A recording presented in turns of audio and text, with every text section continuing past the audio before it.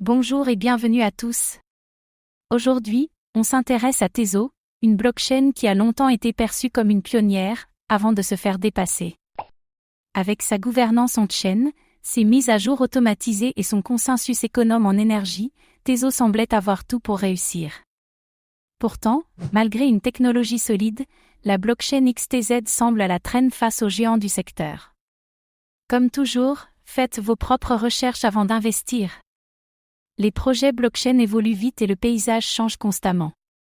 Dans cette vidéo, nous allons voir ce qu'est réellement Tezos et comment elle fonctionne, en quoi sa gouvernance on-chain est unique, les raisons de son ralentissement dans la course à l'adoption, les cas d'usage concrets et les perspectives, et enfin, est-ce que Tezos peut revenir sur le devant de la scène?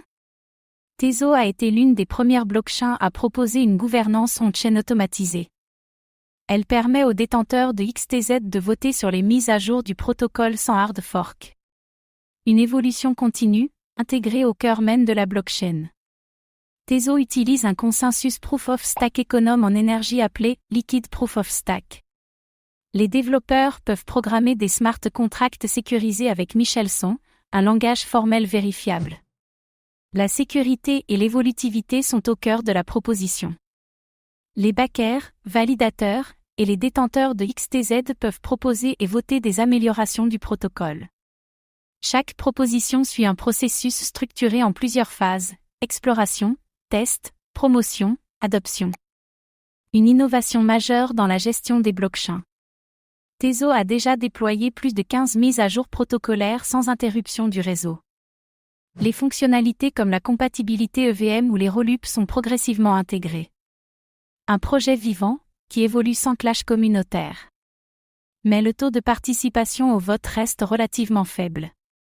La gouvernance on-chain peine à mobiliser toute la communauté. Un outil puissant, encore sous-utilisé? Tezos s'est imposé comme l'une des blockchains les plus utilisées pour les NFTs éco-responsables. Des plateformes comme objkt.com ou FXH y ont vu le jour, attirant artistes et créateurs. Un positionnement de niche, mais cohérent. Tezos a collaboré avec Red Bull Racing, Ubisoft, ou encore la ville de Manchester. Ces initiatives montrent un intérêt croissant du monde réel. Une stratégie d'adoption progressive, orientée grand nom. Les contributeurs open source et les développeurs de DApps restent actifs. Mais Tezos peine à générer un buzz comparable à Ethereum ou Solana. Le projet reste en retrait dans le débat public crypto.